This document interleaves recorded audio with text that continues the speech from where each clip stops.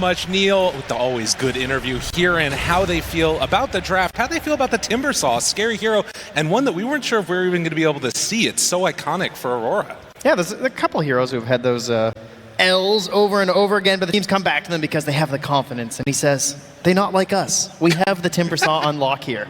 Unbelievable. Yeah, well, I'm really excited to see how the rest of this game goes, too. Already through the draft, we saw some crazy switch-ups at the end there. The Enigma, we saw this as an answer a couple of different times against these, like, iconic position ones. You think back to the way that, you know, Beast Coast were able to take down Hector, Vitaly playing on it, and this time all of that pressure is on Jabs. Can he hit the big black holes?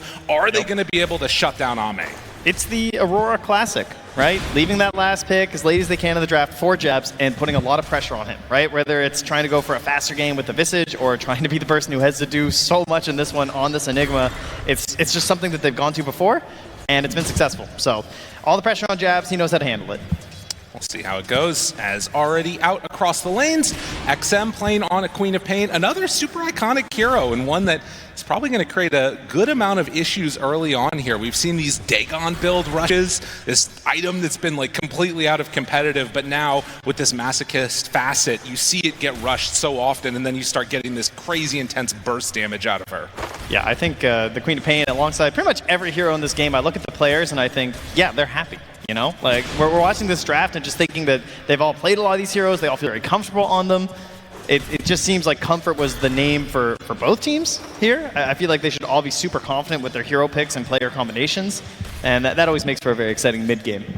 Well, we'll see how the early laning stage goes out. Already looking pretty solid for Aurora, and of course the Enigma. If you're not able to kill those Eidolons in the lane, it starts to become a pretty big issue. Ame will have some trouble CSing against that most likely, and actually has the support of DY here in the position 5 Tinker.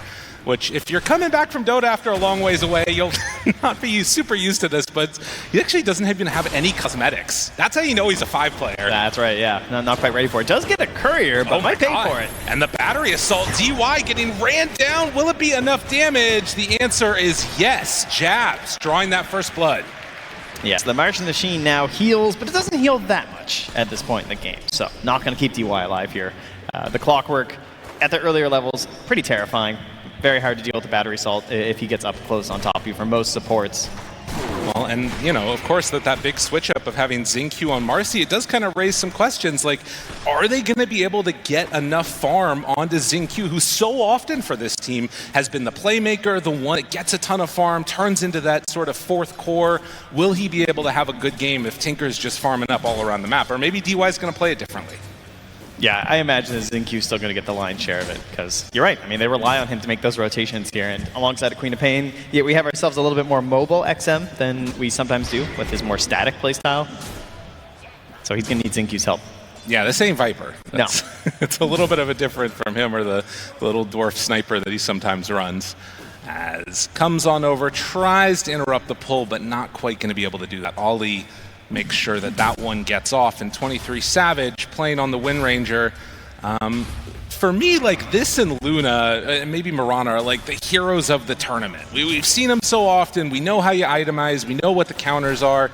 It feels like that's always one of the key things you need to watch for in these drafts. Yeah, it's been getting harder and harder to win with this Wind Ranger hero because teams have just played against it so much that they recognize that with this Whirlwind facet, she just has like this window in a team fight. Right. And you have to play around that, and oftentimes it has to be with the BKB, so a lot of it's about just ensuring that when you try and go in, you get the finish. And they have a couple very good heroes for that, right? They have the ET to set up, they have the Clockwork to set up, and then they have the Black Hole as well. So there's definitely a way you can see where they can just chain it all together on Aurora, and it's going to be really hard to fight back as XG. I want to see what the timing is that they try and pressure. Are we going to see some of these Twin Gate movements come out?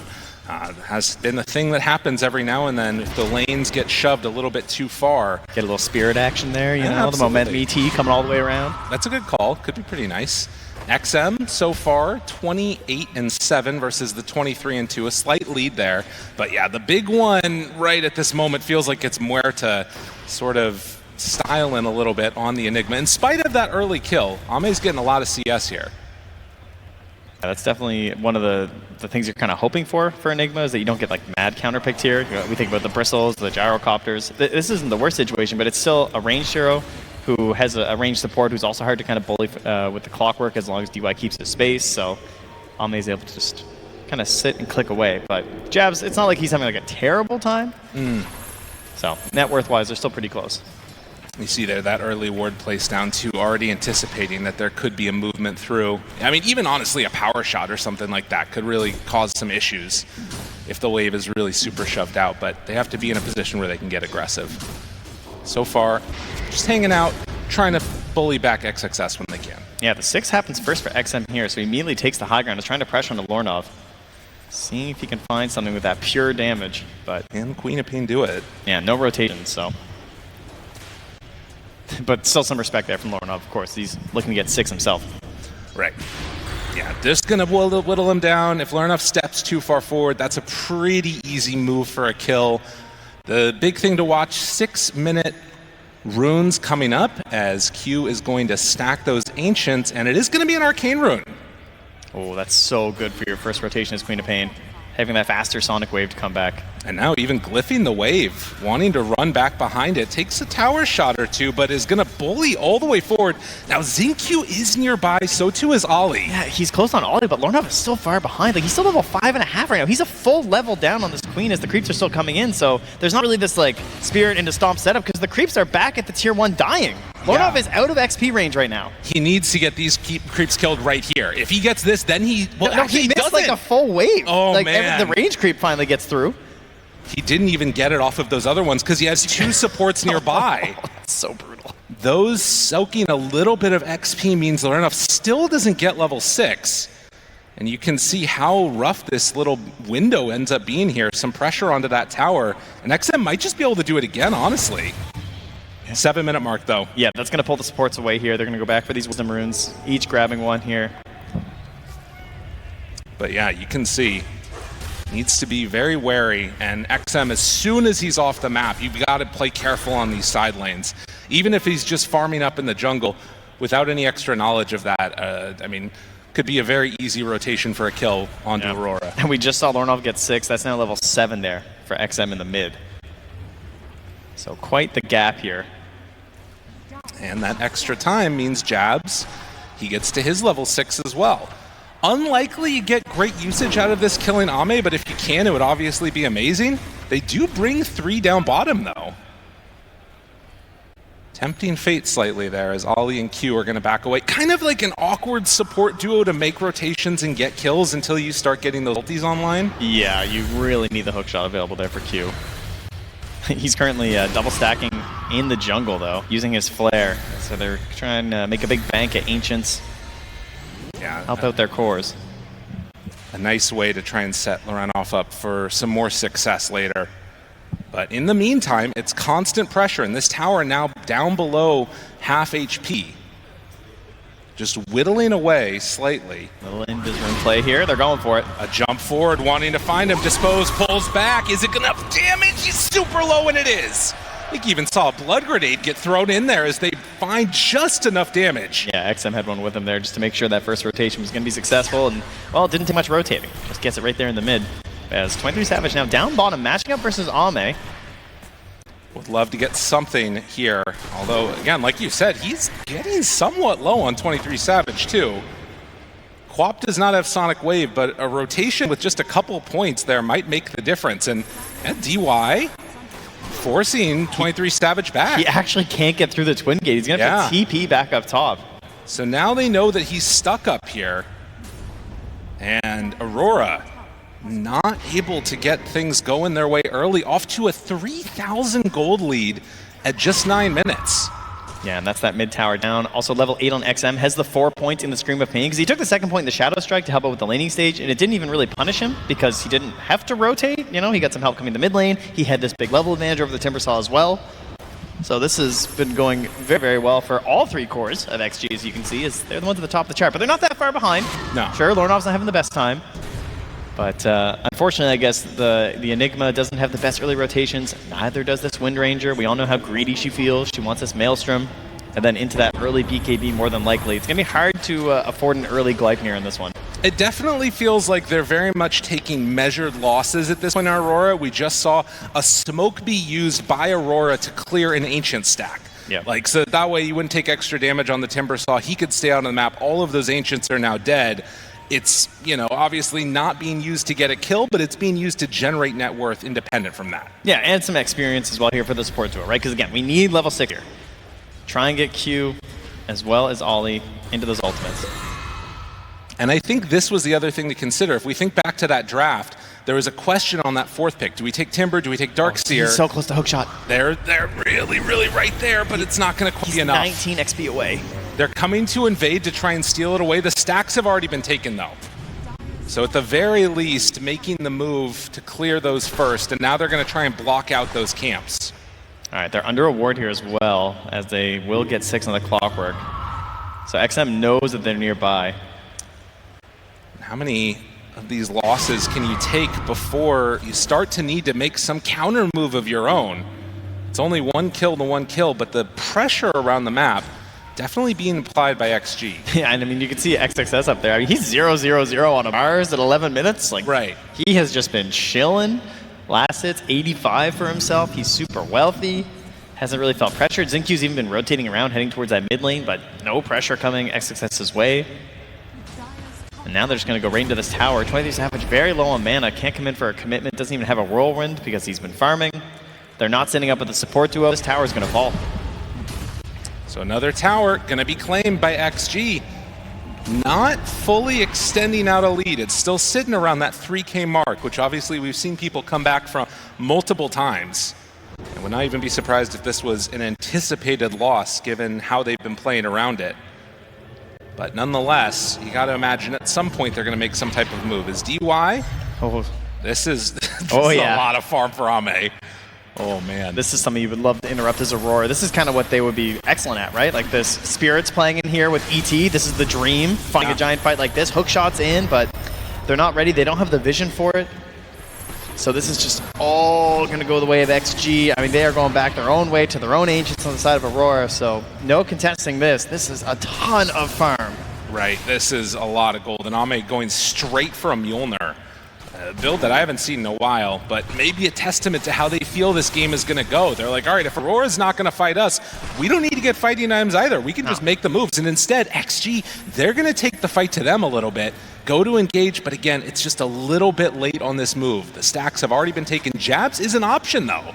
XXS, he's just behind those trees right there. Does he realize where Jabs is at? Reveals him for the moment. Malefic's down. Black hole on to 3, but there's no help nearby. TP's come help me, team. Team, please, I got them all. And there's the shackle shot. Connection out. DY in trouble. Sonic wave, but it's not quite enough to kill off Jabs. Can they look for more? Lorena finding DY. They're going to kill the Tinker. Find the finish on to Xinq. Just barely getting out of there. The Chakram's not quite on the mark. And Aurora, they're going to back away. Oh, great escape there from Xinq. Almost got 3, but Jabs, he didn't even know that he got a 3rd here on the black hole because of the blood sport. Guy can't see in the arena and he catches 3. That's crazy. Well, not often you see the 3-hero black hole at, 12, 13 minutes and then nobody surround him to help. But it ended up working out for Aurora as the TPs came in. You know what's funny about that is that Jabs had to tell his team, hey, I got them all, guys, come TP, because they couldn't see it. Yeah, they got no idea what's going on here. You can't see inside that arena. And so Malefic's down, black hole, and then, guys, I got him! Yeah, Xinq was mid going for the rebound there, so he doesn't have it in this play either, so he can't assist his team on the actual fight immediately after. 14-minute. XM stepping forward. There's a lot of heroes right there. They want that Wisdom Rune, but Q's in. And they managed to take it. Q with the Wisdom Rune. Hook shots to get out, not wanting to take this fight. Does not have that facet. That hook up facet, yeah. Just to clear up. Just wants to escape and survive. Well, still, XG with the slight gold lead, in spite of the way that fight went. Because this is the problem, right? Once Black Hole is down, you don't have that many great fighting spells. That's true, but I think that actually went pretty well for Aurora. They were trying to really choke them out there by trying to get in there, get the 14-minute Wisdom Rune right, knowing that they can't fight, but Q able to sneak it away and then immediately hook shot. Like that's a lot of time where XG could have been farming up more stacks, and they do come in and obviously take a lot of this net worth away from Aurora, but I feel like XG just kind of swung for a big haymaker and only got him a little bit. Trent, it is 15 minutes, and there is a carry with 1,100 HP in this game. Listen, Ame, you know, he's an older player. He's a fan of the classics. He doesn't even know what a Gleipnir is. That's right. And he just says, "What? I will shoot. I will do the damage. My teammates are supposed to control them. That's not my job." I mean, he is very, very susceptible to getting blown up in this game if things go a little bit wrong. I'm reminded of that PA game that he had the other day. No, we don't talk about that. They're looking good in this one. It's a glass cannon build, that's for sure. If they can find Ame in these fights, he's going to be in trouble. But so far, he's either been able to stay out of them or buy some extra time for himself. Ame wanting to be that big damage dealer later, the uncrowned king. In the meantime, for the rest of the squad, it is slowly extending that lead for XG while Aurora try and build into these items that allow them to fight. Yeah, you can see right there working on that pipe there from Jabs, and then the BKB probably going to be the most important one there for 23 Savage, and we'll see how these timings match up with a potential first Roche as well. Right, will they be able to secure that and then really put the screws to them? In the meantime, XM going in, I think it was for Shivas I saw, after finishing off the Dagon 1. Yep. So, does have the Veil coming out. It's a 5k gold lead. They have some pretty good vision here for Aurora. They have an idea of where they're moving. XM going over their ward, so they're trying to set up and ping. Q has the hook shot. All these nearby. This looks pretty good. Get him. Misses it. Not quite on mark, and as soon as that's down, like the whole fight falls apart. Jab's TP'd in for that. He's got pipe drums right now. Would love to be able to set up for a fight, but no chance to connect. Oh, that's a painful one there for Q. Someone who's been so consistent on these support roles and has clutched out many a gank for this team over the year. Not able to get that one. Right.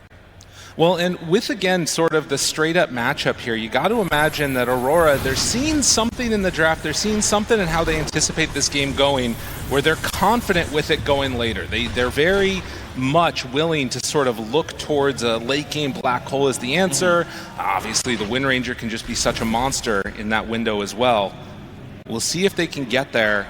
Yeah, they're not panicking, right? It's not like Jabs is rushing like Blink BKB. He finished the drums, he finished the pipe. Looks like things are going to be okay. Our support duo is extremely good at defending towers, right? As long as no one gets picked off and it's to one side of a fight or anything, right. ET and Clockwork are really hard to push into. Especially, like, as you pointed out, when you have a carry with a pretty small HP pool. Right. Yeah, Muerta always a little bit susceptible to that. But XG, they are going to make the move into the pit now. So the first Roche attempt of this series. And Aurora, they are smoked up. He's in. I mean, they have the ward here. Okay. And realizing what's going on, it will be XG smoking up now in turn. All right, we got that Blink Arena on XXS. So Aurora willing to give up towers across the map, but not willing to give up this Aegis. As that ward... He is wrapping. Eidolon's killing sentries. This is going to reveal Xing's Q's position. Now seeing him with Q, don't want to start on that Marcy. Yeah, he knows they can't hookshot him, right? Or this fight's not going to go well for Aurora, so Xing Q getting a good read on this one. He's also very tanky. Double bracer, has the crown, and waiting to chase you now with the Lance of Pursuit. And XM is going to TP for the Illusion Rune. Okay, yeah, they're like, all right, well, you know what? Nobody's taking Roche then. We're just going to leave it alone. We'll just go back to farming. Yeah, this is not Focus Fire Wind Ranger with single target abilities, so it's a little faster, but it's not fast enough to try and take the Roche. Well, an interesting moment there. And yeah, I guess that is the thing, is that really Ame on this Muerta is the only one that can really, truly sneak the Roche. Just with a Pierce the Veil, it does so much damage. The other heroes in this game not really capable of taking it out. And so you can see Ame sitting top of the chart, 11,000 net worth right now.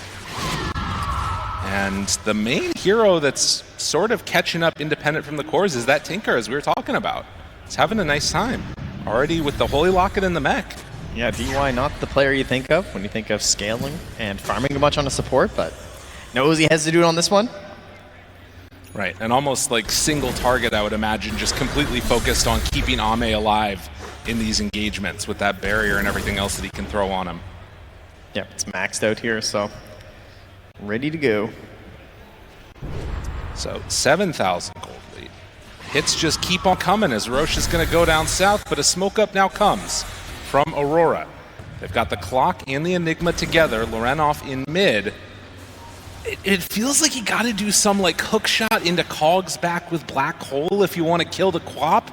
Anybody else doesn't feel like it feels like you're committing a lot to get the finish. Yeah, pretty much. I mean, 23 Savage does have the BKB, which means he can now build into that Gleipnir. Okay. That'll help you out a lot, but XM still almost done the Shivas, just about done, and then you imagine it'll be defensive item after. Something to make sure that he doesn't get chain stun down if they have any sort of a gap, or if he can just escape from the root. Would be the way to go here. Or you can just go mass damage. Level up the Dagon, man. Sure. Yeah, he got Tinker. Just put all the pressure on DY. He's got a locket and a mech. He'll be fine. Yeah, save me, buddy. Aurora, they're going to take down this tier 1 tower, and then they're going to hit into the pit. This is pretty good. Down. Daytime, but XG making their way here as well. Can they get here in time? They're starting to run this direction. Roche down to half HP already. Sending out the Spirit, trying to find them. They see Ame. XG's in Q. He's the first one getting close, but you can't rebound off of enemies. They're just going to claim this, I think. They're getting there in time. Q looking at position, gets the Cogs pushback. And now, XG, do you really want to fight into this Aegis? 23 Savage? He's just in here now, okay. Needs to be careful, pops the BKB and then the TP out. So understanding that was gonna go really badly, but Jabs, he's not so lucky, not able to get out of there. They're gonna find and kill that Enigma. So they lose the ET and they lose the Enigma in that fight, but claim the Aegis. Yeah, they're able to take that away from XG. It was kind of looking like they were just gonna try and secure this Aegis and move on from there. It just feels like every fight that goes on, like even when good things are happening for Aurora, I'm looking at this gold lead just go up and up and up for, actually, this is the Tinker effect, I guess. Yeah, they're not going to get their Wisdom Rune, but they could Pierce Veil and just take their Tormentor if they want to. An opportunity. Don't even need to if they can just all run on up here. No Pierce the Veil required with a Mjolnir. Lorenov sees it's being taken. Can he steal it away? Not quite. Tried to sneak it, but more of these objectives into the hand of XG. Everyone's up, though. Everybody's up. They didn't use that many spells. Jabs is really close to the Blink Dagger, though. And he's not here for this if they start a fight. I mean, this right now, XG is playing like they're the ones that have the Aegis. Dispose. Make sure that Ame doesn't get a free hook shot on him. But that's the extent of it. They take the tier 2 tower, and they're still the ones that are playing forward. Aurora not willing to give them a full fight yet. They don't feel like they can win it, I guess. Everything's coming together right now, though, right? Blink Dagger's going to be out here in a moment for Jabs. The Gleipnir is done for 23 Savage. They're going to have to smoke out, and they're just going to have to hit a hook shot. It's pretty much that simple. Q wants to get in there. He wants to be committed. He's got that Blade Mail. They're so close to this Gleipnir, too. For 23 Savage, just needs another 150 gold. The Blink Dagger is now done for Jabs. It's got to be go time right about here. Does not actually have it delivered yet, which would make the difference, but there is the completed Gleipnir. Can they get together and take the fight now? Currently, there's only 2 heroes up here. They have good vision. And Ame. They're going to smoke up. All right. Now moving in towards mid they go. They find him. Xingqiu right at the start. Dispose, didn't hit the shackle, and now Control is out. Do they have enough to bring him down? 23 Savage living. Hook shot landed onto DY. Jabs on the side. Finds Ame, but where is his help? He doesn't have any friends nearby. Ame gets slept for the moment. Well, the fight's going on down south. Lorenov can't get over to it. That was a full black hole, full sleep. Ame is still living, and now he has a regen rune, but it's not going to be enough to keep him alive. Aurora, they waited for their moment. They take the fight. Exactly what they needed, and can they find XXS2? Oh. Shackle, but the blink away. There's the TP out. Yeah, no one else going to find him there. Hey, that isolation play by Jabs, right? Yeah, he knows he doesn't have the allies there, but 23 Savage got the initiation in the middle there onto Xingqiu, kind of messed up how they want to play that fight. DY falls quickly after, and even though there was no one helping to get the kill during the black hole, there was also no damage coming out, which they desperately needed from XG. I mean, 247. Yeah. That's pretty low. I mean, I guess that's true. If you can just keep Muerta away and fight everybody else, you'll have a pretty good time.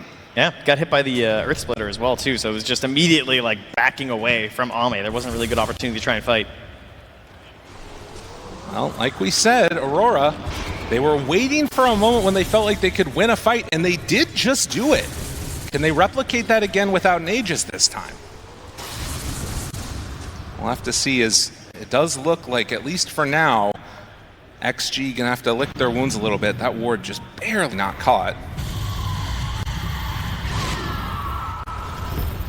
And of course, it is gonna be that BKB coming out next for XM. Yeah, gonna need it for the full commitments into these fights. Q also level 12 here on the Clockwork, so greatly increasing your potential there for the initiation. That's gonna help a lot. But XXS now have that bailout item of the Yules, either for the initiations or just trying to delay stuff in a team fight. Oh yeah. Much needed. And now 4 heroes getting together up top. Of course, they know no black hole, another 50 seconds. There's an opportunity here for XG to take more around the map. And Ame, I mean, he's still very, very squishy, up to, what, 2100 HP at this point, going next into an MKB. He is going to hit so hard if he's free to just go to town. Yeah, you can see there the way that they're confidently stepping up because they have DY just mass spamming heals. He's just sitting in there with his Holy Locket ready to jump on him if necessary. And decided not to finish into the Greaves. Had them queued up for a while, but instead wants to get that Glimmer Cape. Okay. Yeah, that makes sense. Yeah, there's a lot of magic damage that Aurora can still pump out here. Well, and the other thing is you've got to think about that natural order, too, from the ET. Yep. So often it has, like, the most effect in the fights, and you can barely even see it sometimes, it feels like. So needing that extra magic resist as another Tormentor. Gonna get taken down, DY. Now getting that Warp Flare. More ways to try and interrupt things, and the full MKB done for Ame.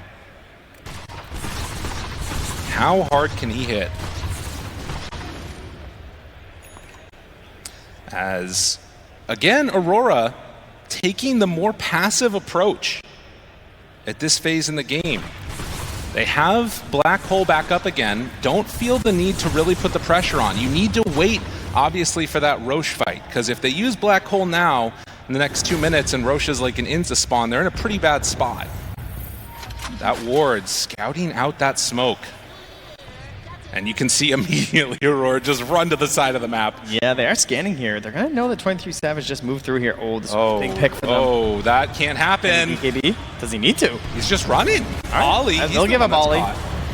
That's a big smoke. They only get the ET. That's fine. There's no Roche to immediately grab here. They can catch the wave mid and pressure that mid tower, though. And again, try and force some sort of a jump in from Aurora. And that looks like it's going to be the plan. They just set Ame up here. Get defensive DY right next to him. Look at this tower go. Another tier 2 tower taken. They're just farming camps all over the map as Aurora. Just, no, we will not be baited into this. We'll fight you high ground. We'll fight you high ground. We'll fight you at the Roche pit. Those are the 2 places for us right now. It feels like this is what the Aurora games come down to often. I feel like they very much are just like, you know, willing to take these measured losses and not really put themselves in a bad position. But it does mean that they sometimes feel like they're playing from behind a little bit. Well, if there's anything they've learned over the past couple of years is that anything can happen in the late game. Oh, yeah. So certainly the C mentality of, let's go late game and see what happens. Is that no neutral? No, it's ceremonial rope that he gets. Okay. So opting for that one on the tier 3 Newts. 6-6. And waiting to see how long this Roche respawn is going to be. Oh, a huge pickup, though. The farming after the Blade Mail. Q has the Aghanim's. This is super important for map control. Whoa, just really? spamming out these flares constantly. Wow. He was able to get a lot of farm on that Clockwork. Yeah, he's been busy. And around a mid lane Roche respawn time, 1.5 minutes, as the BKB should be completed at that point by Ame, barring some type of crazy fight that happens, but Dual Scepter lift up now, pops the BKB, might just need to TP out of here. Yep. 23 Savage, okay, does get away. Always going to be an option here until Xingqiu maybe gets a basher. Right. Well, and even then, you got to deal with the wind run. That's true. Need to get Abyssal Blade. I'm sure he's eyeing it up. But Jabs is queuing up now the BKB Black Hole.